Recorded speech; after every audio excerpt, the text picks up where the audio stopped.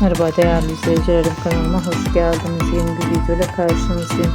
Sizler için yeni görüntüler, yeni paylaşımlar sunuyorum. Paylaşımlarım Erkan ve Yağmur için olacak. Birbirine yakışan çift yapımcılardan güzel görüntüler izlemeyi, like atıp abone olmayı unutmayın. Şimdilik benden bu kadar. Hoşça kalın, sağlıcakla kalın arkadaşlar.